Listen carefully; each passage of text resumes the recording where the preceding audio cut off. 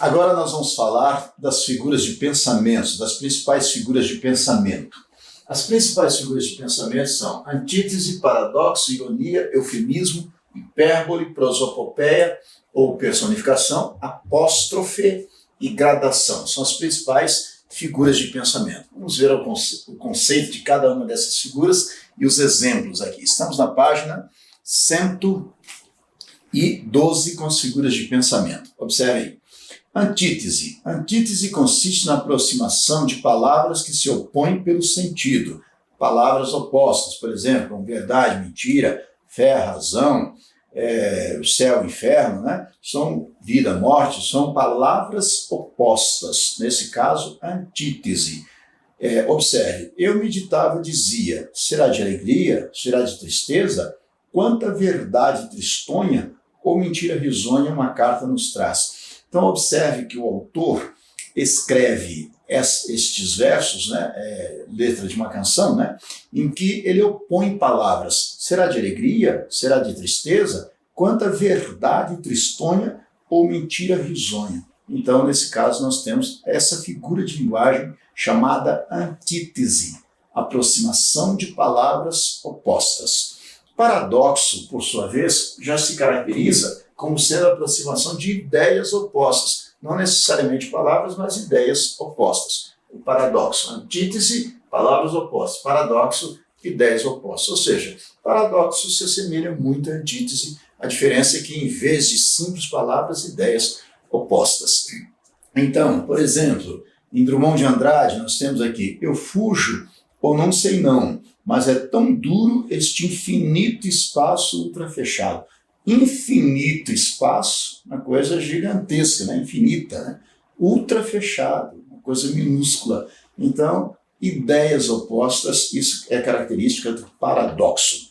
Ironia, também chamada de antífrase. Ironia. Ironia se caracteriza por utilizar uma palavra, expressão, frase em sentido oposto, obtendo-se com isso uma conotação depreciativa ou satírica.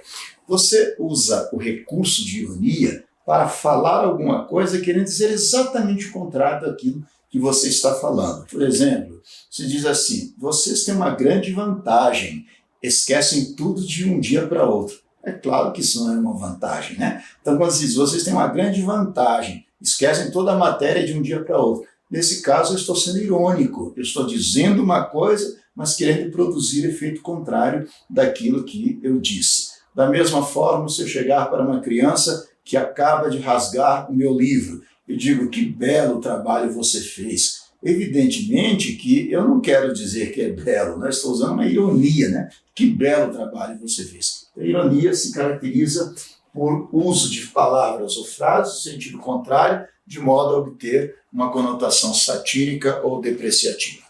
Eufemismo. Eufemismo consiste em atenuar uma expressão desagradável, substituindo-a por outra menos brusca. Então, com eufemismo, você suaviza o sentido das palavras. Em vez de você dizer que alguém se suicidou, você diz assim, ele abreviou sua vida na Terra.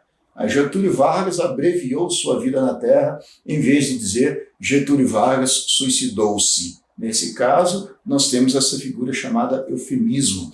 Eu digo assim, eu já acho que o caseiro estava faltando com a verdade.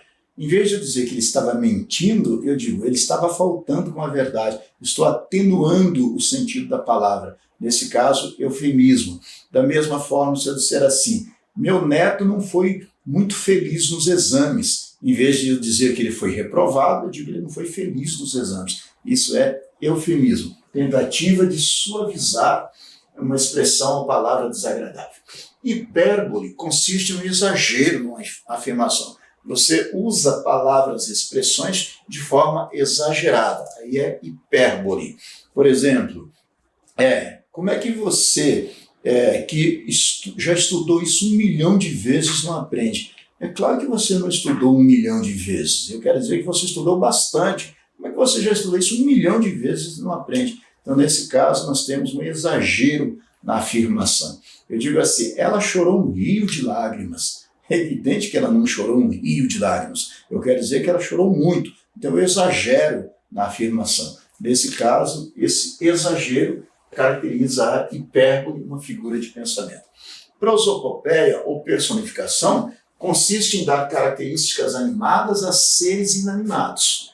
Então, você dá características que são inerentes a seres animados, você dá para seres inanimados. Nesse caso, nós temos essa figura de linguagem chamada de prosopopeia ou personificação.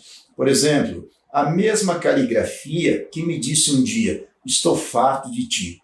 É evidente que não foi a caligrafia que me disse, foi alguém que escreveu com sua caligrafia essa expressão, estou farto de ti. Então, nesse caso, é prosopopeia. Da mesma forma, quando eu digo assim, um poema de Drummond de Andrade, as janelas espiam os homens que correm atrás das mulheres. Não são as janelas que espiam os homens. A janela não tem capacidade de espiar ninguém. O que se quis dizer é que há pessoas nas janelas espiando os homens que correm atrás das mulheres. Então, nesse caso, tem uma figura de pensamento chamada de prosopopeia ou personificação. Apóstrofe. Apóstrofe consiste na apresentação, consiste na interpelação de alguém ou de uma coisa personificada, mas de forma emotiva. É exagero na invocação. Isso se chama apóstrofe, exagero na invocação. Por exemplo, ó burocratas, que ódio vos tenho. Ó burocratas, é um vocativo emotivo, exagerado. Então, nesse caso, é apóstrofe. Andrada, arranque-se pendão dos ares. Colombo, fecha a porta de teus mares. Andrada, Colombo. Veja que o autor, o poeta Castro Alves, usa ponto de exclamação. Então, isso se caracteriza por ser uma apóstrofe. Apóstrofe, uma figura de linguagem que se caracteriza por ser uma invocação emotiva, um exagero invocativo.